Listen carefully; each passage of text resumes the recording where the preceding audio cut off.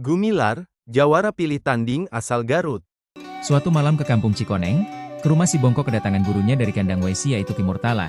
Jawara yang mempunyai ciri beda dengan orang lain, yang mempunyai rambut panjang, wajah menakutkan, menanyakan ke si Bongkok oleh siapa dia dikalahkan. Si Bongkok menceritakan bahwa dia dikalahkan oleh Pak Majid dan Aki Sidik orang Milamara. Akhirnya Ki Murtala akan mendatangi ke daerah Cibaliur untuk membalas dendam atas kekalahan muridnya si Bongkok. Sesampainya di Milamar, Gumilar langsung menemui Nyi Arum.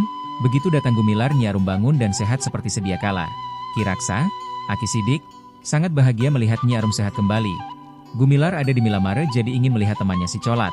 Sesudah ketemu dengan si Colat, Gumilar langsung menuju Cibalier menemui mitranya Pak Majid. Kedatangan Gumilar membuat Pak Majid terkejut dan gembira, karena dia menyangka Gumilar sudah sampai di Garut. Pak Gobang melihat kedatangan Gumilar ke rumah Pak Majid, dia juga menemui Gumilar dengan gembira karena mereka sudah menjadi mitranya Gumilar. Di Cibaliur Gumilar beberapa hari karena Pak Majid ingin memberikan semua ilmu yang dia miliki, dan yang tidak pernah diberikan ke Pak Gobang. Akhirnya Gumilar selesai menimba ilmu dari Pak Majid dan mereka berdua pergi ke Milamare untuk menemui Aki Sidik. Sesampainya di halaman rumah Aki Idik, Pak Majid dan Gumilar dihadang oleh makhluk yang sangat menyeramkan. Yang tidak bukan adalah Ki Murtala yang sudah lama mengikuti Pak Majid dan Gumilar. Ki Murtala menceritakan ke Pak Majid bahwa dia ingin menuntut balas kepada Pak Majid dan Aki Sidik. Ki Murtala siap-siap mau menyerang Pak Majid dengan jurus Rawu Kelong. Pak Majid terkejut melihat pasangan Ki Murtala karena dia mengetahui jurus tersebut sangat berbahaya. Malahan Pak Majid pernah dikalahkan orang yang memakai jurus tersebut, yaitu Ki Jamal dari perguruan Cilau Tereun yang lama sudah meninggal dunia. Dari rumah keluar Aki Sidik dan mempersilahkan Ki Murtala, Pak Majid dan Gumilar untuk masuk rumahnya. Akhirnya mereka masuk ke dalam rumah.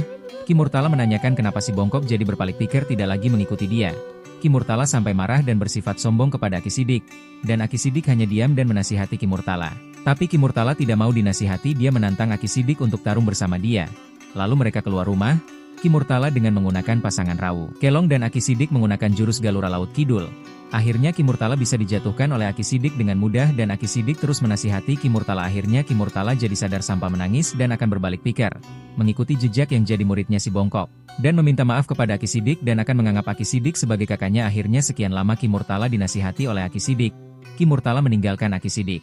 Akhirnya Gumilar, Aki Sidik dan Arman pergi menuju ke Garut, sekarang ditemani oleh Aki Sidik yang akan mencari keluarganya di daerah Cicalengka. Ketiganya berjalan berhenti dulu di Cipacing. Arman yang ingin menemui berpamitan ke Nyi Ningsik. Gumilar juga menitipkan rumah dan kebunnya ke Pak Aleh. Sesudah dari Cipacing mereka melanjutkan perjalanan ke daerah Puncak Kolotok. Di Sungai Cipasang mereka mandi dulu dan melanjutkan perjalanan. Di daerah hutan Kakayan Gumilar mau diterkam oleh seekor macan tutul, tapi Gumilar tidak gentar karena dia berteman dengan seekor harimau.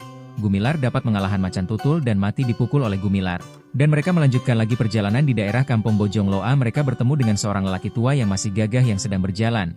Di perjalanan mereka ngobrol